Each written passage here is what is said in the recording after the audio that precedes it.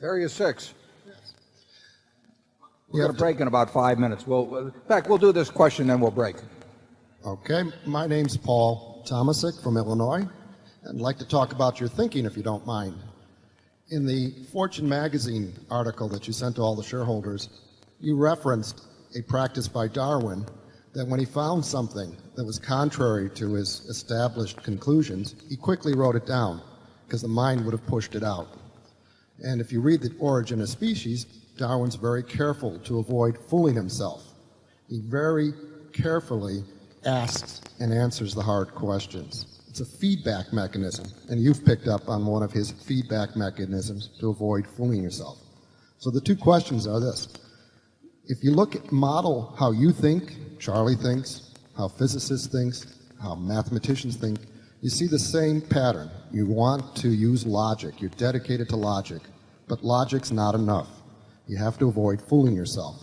So you build feedback mechanisms. So the first question is, do you see it that way? That you're thinking just like mathematicians, physicists, and some of the other exceptional businessmen by being logical and being careful to have feedback mechanisms?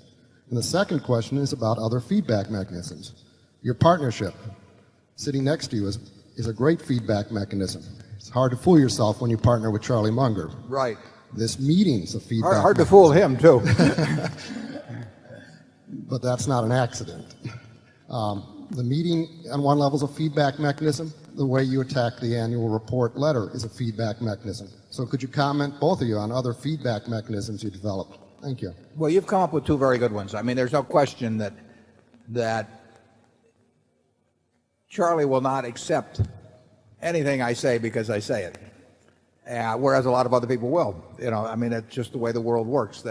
And it's terrific to have a partner who will say, you're not thinking straight.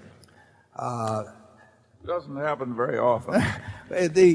There's no question the human mind, that what the human being is best at doing is interpreting all new information so that their prior conclusions remain intact. I mean, that is a talent everyone seems to have mastered. And how do we guard ourselves against it? Well, we don't achieve it perfectly. I mean, Charlie and I have made big mistakes because, in effect, we have been unwilling to look afresh at something. That happens. But we do have, I think the annual report is a good feedback mechanism. I think that reporting on yourself, and particularly if you can report honestly, whether you do it through an annual report or do it through some other mechanism, is very useful. But I would say a partner who is not subservient and who himself is extremely logical, is probably the best mechanism you can have. I would say that on the contrary, to get back to looking things you have to be sure you don't fall into, I would say the typical corporate organization is designed so that the CEO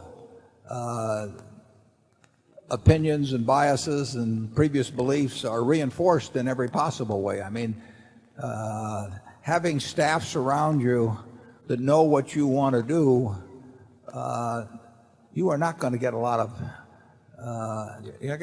contrary thinking. I mean, most staffs, if they know you want to buy a company, you're going to get a recommendation. Whatever your hurdle rate, if it's 15% internal rate of return, which very few deals ever work out at, or 12, or they're going to come back and they're going to come back with whatever they feel that you want. And if you arrange your organization so that you basically have a bunch of sycophants who are cloaked in other titles, you're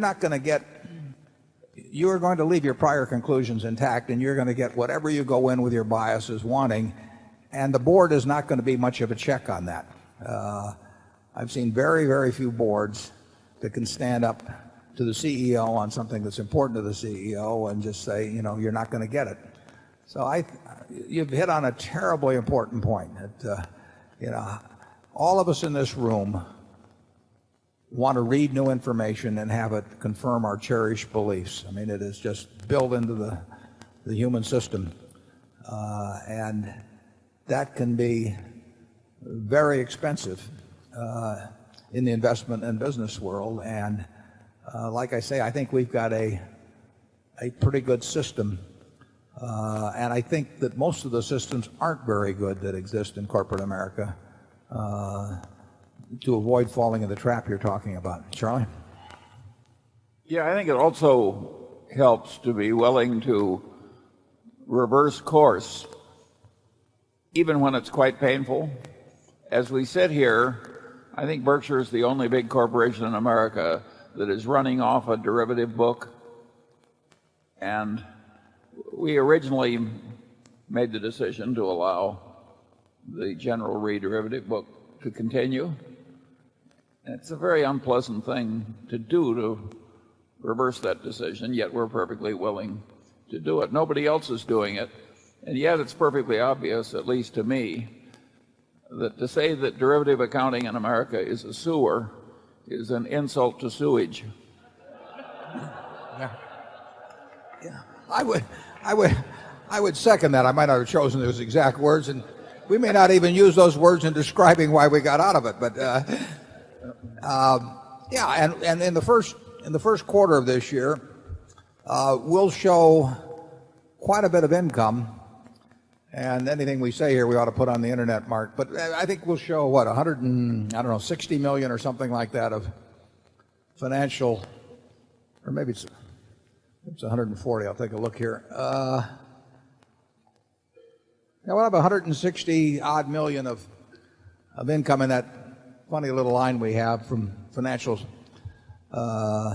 income, but that will be after an $88 million loss in terms of getting the first steps of getting out of the General Re, what used to be called General Re Financial Products derivative book. You know, those losses were there. I mean, some of that is the shutdown loss, 30 million or thereabouts is severance pay and that sort of thing. But the truth is that derivative accounting is absolutely terrible in this country, and there are a lot of companies that will not want to face up to what would be involved if they actually got out. Now you're seeing derivative accounting unwound at Enron in a very major way. And believe me, it's not being unwound at a profit, except to the extent that the bankruptcy court lets them disaffirm certain contracts. And I mean, it is that there was no place where there was as much potential for phonying numbers at a place like Enron than in the derivative country. They were marking to model. They were doing all these things. You give a whole bunch of traders the ability to create income by putting little numbers down on a piece of paper that nobody can really check, and it can get out of control. It will get out of control. And so we decided finally to bite the bullet on it.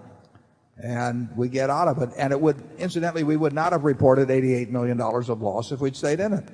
Might have reported a tiny profit or something, but in the end, the loss was there, and there could well be some more to come in that, because once you get into derivatives, I think our longest contract may run 40 years or something like that. And then the guy who put the 40-year contract on the book probably got paid, that week for putting it on virtually. And, we've got a bunch of assumptions as to how it's all going to work out over 40 years. You couldn't devise a worse system. And in the end, we didn't want to be in the business when we got in it. And we are now in the process of getting out. But you don't get out fast of something like this. I mean, it's a little like hell. It's easy to get into, and it's very hard to get out of.